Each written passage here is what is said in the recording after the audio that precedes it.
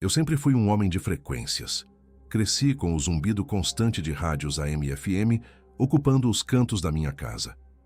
Meu pai era radioamador nos anos 80, um entusiasta de antenas que passava horas calibrando equipamentos de onda curta.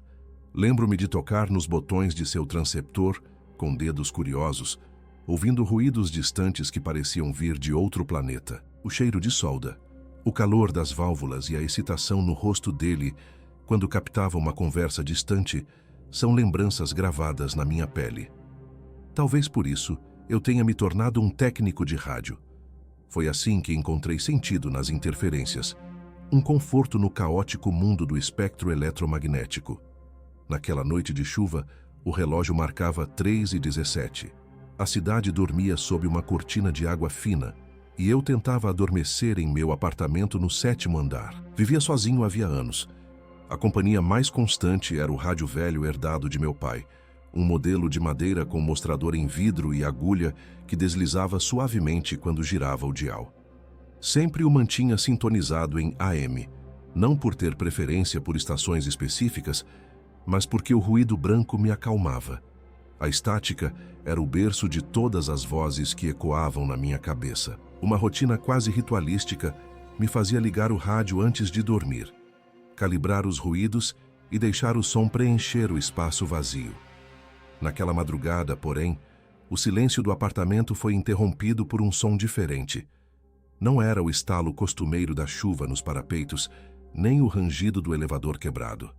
Era um murmúrio profundo, um ruído de baixa frequência que vibrava o ar como uma respiração. Levantei-me da cama, arrastei os pés pelo chão gelado e fui até a mesa onde descansava o rádio. Passei a mão pela superfície de madeira, sentindo a poeira acumulada sob a luz fraca que escapava pelas cortinas. Girei lentamente o dial, buscando a fonte do ruído.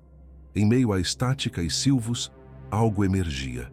Uma voz sussurrada, chamando meu nome. Carlos. Meu coração acelerou.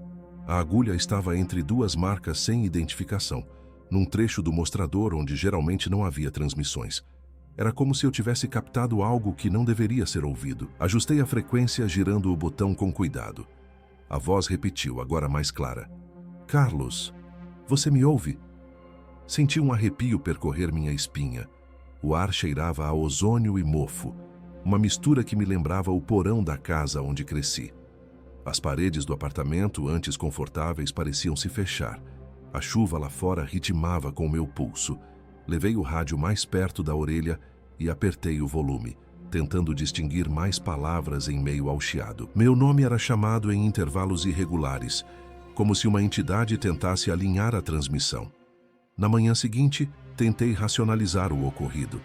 Talvez alguém com equipamento pirata estivesse transmitindo na frequência errada.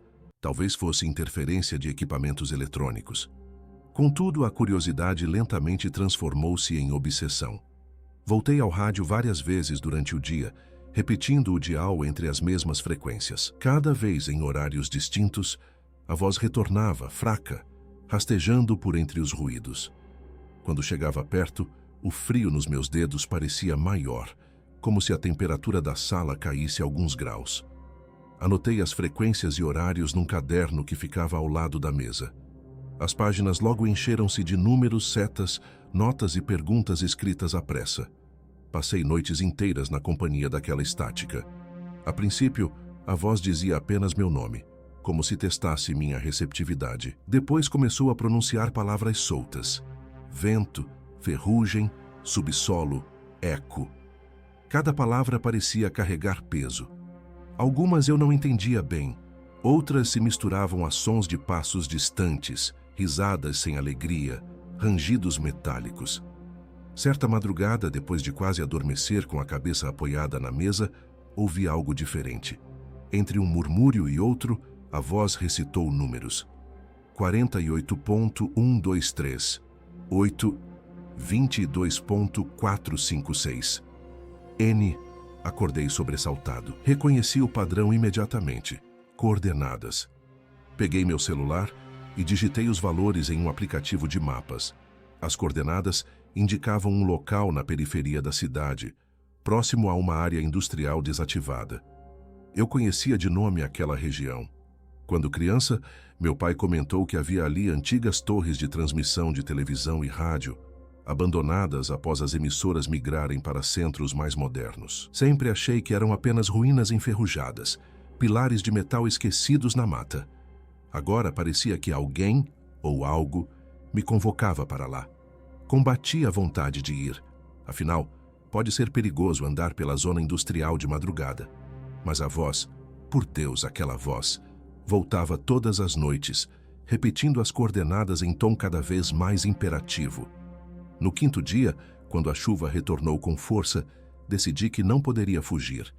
Peguei meu casaco, calcei as botas e desci até a garagem. O rádio portátil de meu pai, agora modernizado com algumas adaptações que eu fizera, vinha comigo no banco do passageiro. O pequeno mostrador fluorescente iluminava o interior do carro enquanto eu acelerava pelas ruas vazias. A estrada até a periferia era uma cicatriz na malha urbana, atravessando bairros esquecidos. O asfalto estava esburacado e buracos formavam poças imensas que refletiam os faróis do carro. Cada sacolejo reverberava no meu estômago. Olhei pelo retrovisor e via apenas escuridão. Não havia trânsito naquela hora. As casas abandonadas emergiam como sombras, com janelas quebradas e paredes pichadas. A chuva punha um brilho viscoso em tudo, transformando cercas de arame em fios cintilantes. O rádio no banco ao lado rangia, como se estivesse ansioso também. O barulho do motor misturava-se à estática, criando uma sinfonia dissonante.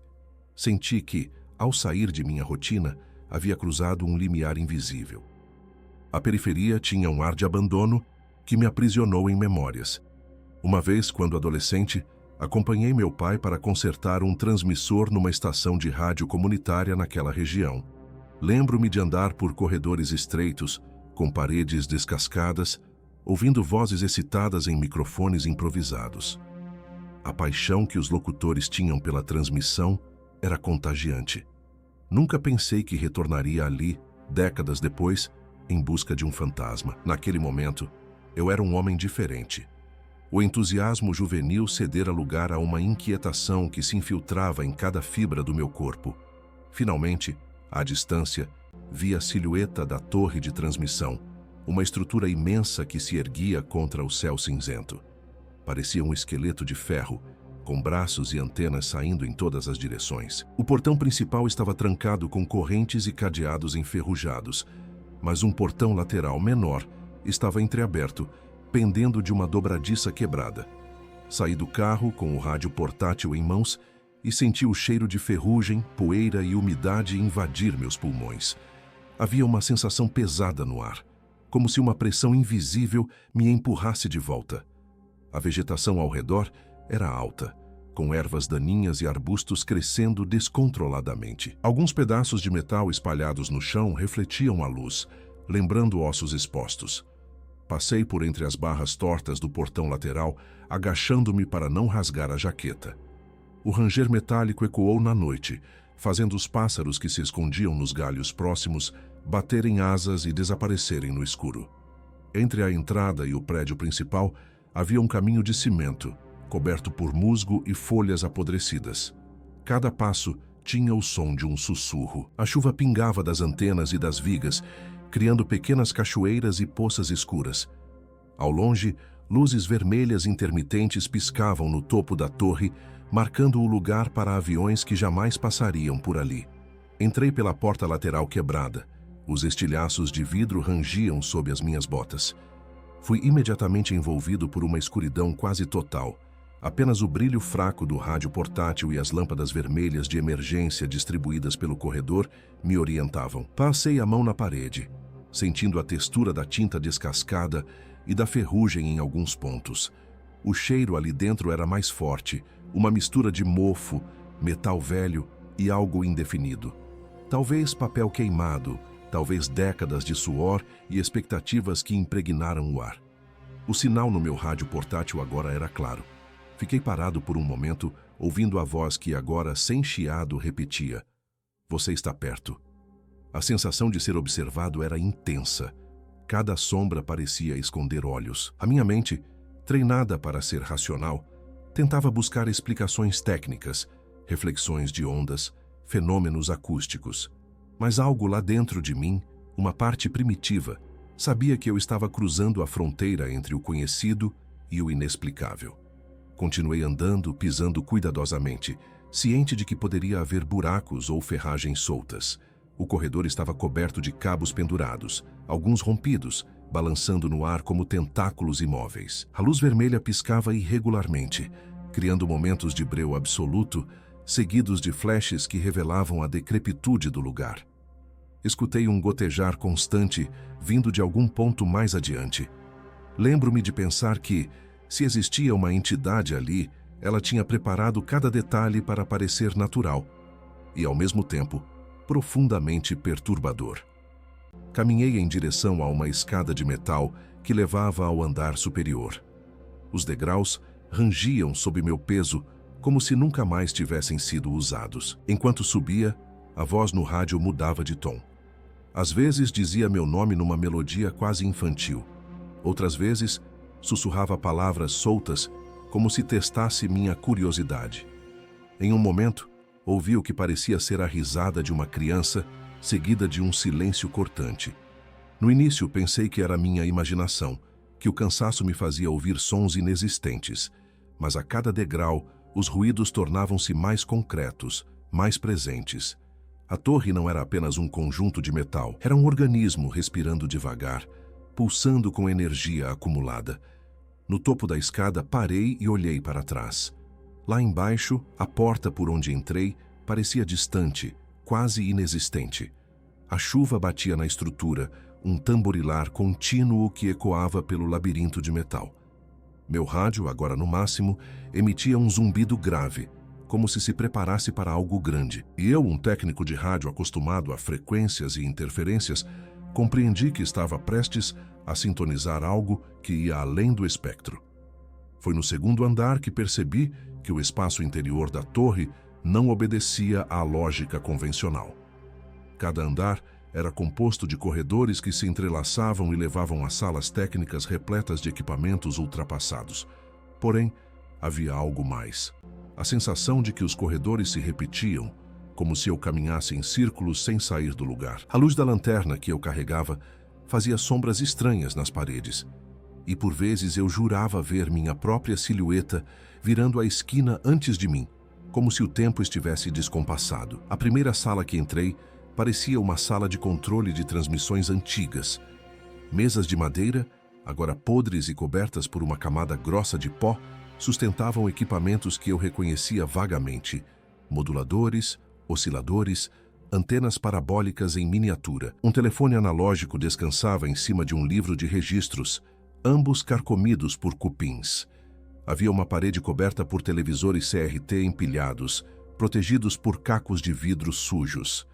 Algo impossibilitava que essa sala estivesse tão intacta. Ninguém em décadas teria mantido as TVs ligadas. Porém, para minha surpresa e horror, os aparelhos estavam ligados. Um zumbido suave emanava deles, acompanhado por um brilho azulado que iluminava o espaço. Aproximei-me dos televisores, hipnotizado. As telas zumbiam em diferentes intensidades, como se cada uma tivesse sua própria frequência de vida. Os botões para mudar de canal estavam gastos, com números quase invisíveis. O estranho era que as telas exibiam imagens, trechos da minha vida. Na primeira, vi a cozinha do meu apartamento, com a luz amarela do teto iluminando minha mesa. Eu me reconheci, sentado, tomando café e mexendo no rádio.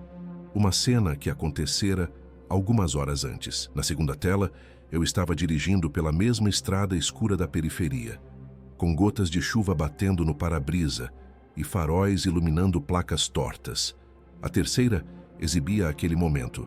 Eu, parado diante dos televisores, olhando para mim mesmo com expressão assustada.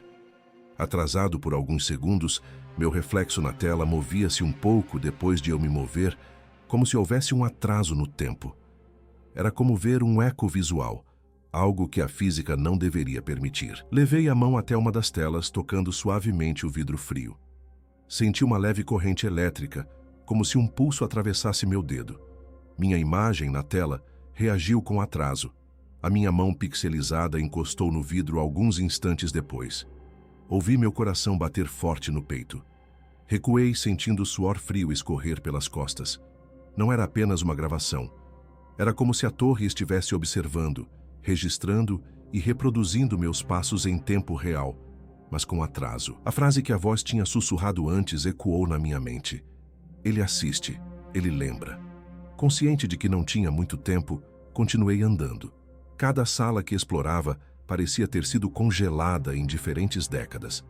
Havia equipamentos dos anos 70, 80, 90, todos misturados, como se ninguém tivesse se dado ao trabalho de separar. Encontrei uma sala com microfones pendurados no teto, como cabeças de morcegos, e uma mesa repleta de papéis amarelados e fitas cassete. Ao lado, um gravador de rolo ainda tinha fita em seu interior, travada no momento exato em que alguém o desligara pela última vez. Soprei a poeira do aparelho e apertei o botão de play. Um chiado estrondoso preencheu o ambiente, seguido de vozes sobrepostas, gritos distantes e algo como o som de ondas quebrando. Apertei stop imediatamente.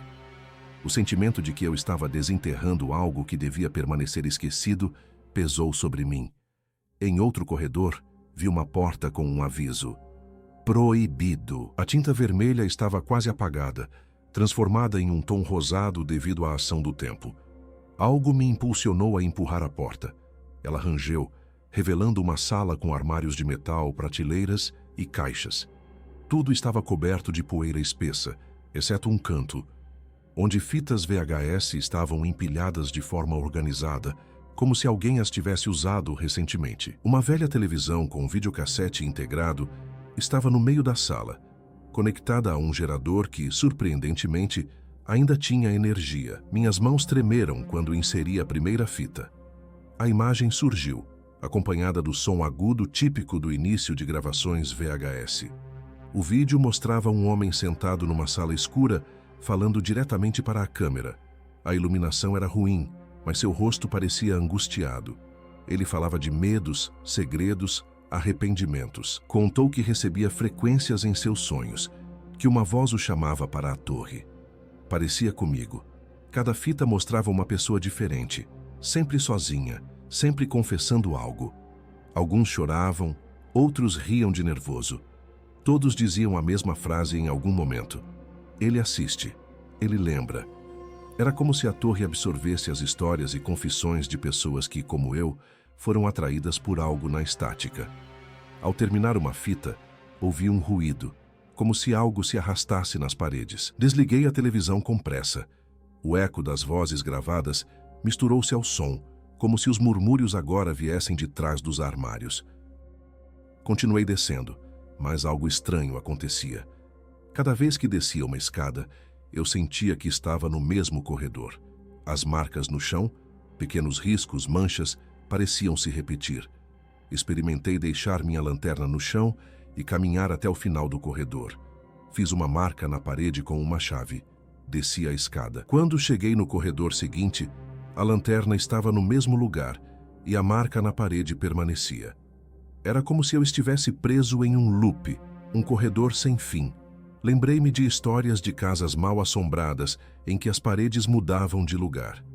Aqui era o espaço mesmo que se distorcia. O rádio, pendurado no meu pescoço por uma alça, emitia um zumbido cada vez mais alto, como se protestasse. A voz sussurrava. Venha, estamos perto. Em um momento, passei por uma sala com janelas grandes. Do lado de fora, o mundo parecia, ainda que enevoado, o mesmo. Mas quando olhei mais atentamente, percebi que a torre refletida no vidro não era a mesma em que eu estava. Ela parecia mais nova, como se estivesse nos anos 80. Vi meu reflexo, mas eu era mais jovem. Atrás de mim vi a silhueta de um homem de cabelos brancos e por um instante pensei em meu pai. Virei-me rapidamente, mas não havia ninguém. A imagem no vidro mudou. Eu já não estava mais lá. Vi outra pessoa com roupas de uma época diferente, encarando a janela com o mesmo medo estampado no rosto. Essa visão me abalou. Pensei em voltar, mas a voz no rádio era insistente. Resolvi descer mais uma vez, mesmo que isso significasse girar no mesmo espaço. Na terceira descida, a escada, que antes parecia de metal, parecia ser de madeira.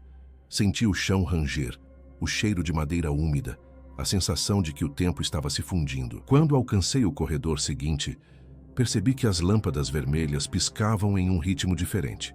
O zumbido no rádio agora era cortado por estalos, como se alguém ligasse e desligasse a transmissão. Minhas mãos suavam. Parei por um momento, encostei a cabeça na parede fria e respirei. Tentei ouvir além do zumbido. Em algum lugar, muito longe, alguém chorava. Voltei a caminhar. A torre parecia conduzir meus passos, como um labirinto que se ajusta de acordo com o andarilho. Notei um número pichado em uma parede, 1997. Mais adiante, outra parede dizia 1976. As datas se alternavam de maneira não linear, como se eu estivesse navegando por décadas, não por metros. Lembrei-me do que meu pai me disse quando eu era criança. O rádio é uma máquina do tempo. Você ouve vozes de pessoas que já morreram, músicas de épocas que você não viveu. Naquela torre, senti que isso era literal. Cada corredor era um túnel para um tempo diferente, e eu era o intruso que conectava todos. Eventualmente vi uma luz diferente, mais intensa, vinda de uma porta entreaberta. Era uma luz branca, quase clínica, em contraste com a luz vermelha de emergência que me acompanhara até então. Aproximei-me lentamente, meu coração acelerando com cada passo.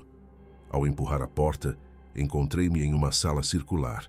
Painéis antigos cobriam as paredes, cheios de botões, luzes e medidores. No centro, uma imensa antena de transmissão erguia-se como uma árvore metálica, cercada por cabos que se enroscavam no chão. Os monitores na parede exibiam inúmeras pessoas em diferentes momentos de suas vidas. Alguém cortando o cabelo, uma senhora regando plantas, uma criança olhando para uma câmera. Todos, em algum momento, voltavam o olhar para a lente, como se tivessem consciência de serem observados. Em algumas telas, vi versões de mim mesmo em idades diferentes, rindo com meus pais, chorando sozinho, sentado em meu apartamento mexendo no rádio. A sensação de invasão era esmagadora. Quem estava assistindo? Quem estava lembrando? E por quê? No meio da sala havia uma cadeira metálica com cintos de couro. Nos braços da cadeira, marcas de unhas, como se alguém tivesse se agarrado ali em desespero. Toquei uma dessas marcas. A imaginação me mostrou mãos segurando com força, buscando escapar de algo invisível. O rádio que eu carregava começou a chiar de forma violenta, um ruído que ecoou pelo recinto, reverberando nos painéis. Pensei em desligá-lo, mas algo me impedia. Era como se eu precisasse ouvir aquela mensagem final. Uma voz grave e pausada ecoou, não só do rádio, mas de toda a sala. Você finalmente chegou. Por um momento, tudo silenciou dentro de mim. Eu estava de pé no centro daquela sala circular, cercado por telas que exibiam minha vida e a vida de estranhos que eu nunca conheceria. A antena, com seus cabos grossos e válvulas brilhando, parecia um ser vivo, pulsando luz branca intermitente. A voz grave prosseguiu. Você demorou anos, Carlos. Muitos vieram antes. Muitos virão depois. Sente-se. Minha razão tentava compreender quem poderia estar por trás daquela transmissão. Um sinal clandestino capaz de acessar qualquer transmissor doméstico era improvável. Minha mente buscava explicações técnicas, mas alguma coisa me dizia que o que estava acontecendo transcendera a eletrônica. A voz não vinha de um ser humano. Havia uma textura granulada, irregular, quase metálica. Era como se falassem através de quilômetros de estática comprimida. Minha visão ficou turva por um momento, como se o ar tivesse se tornado líquido. Respirei fundo e, contra todo instinto de autopreservação, sentei-me na cadeira metálica. Os cintos estavam soltos, mas vi que poderiam ser apertados. Minha pele tocou o metal gelado e senti um formigamento estranho, uma corrente que parecia vir da antena. As luzes nas válvulas se intensificaram. Ouvi um barulho atrás das paredes. Passos arrastados, lentos, sincronizados, como se algo se aproximasse de mim sem pressa. O rádio em meu colo tremia. A frequência mudava de tonalidade, criando uma melodia dissonante. O microfone instalado à minha frente ligou sozinho.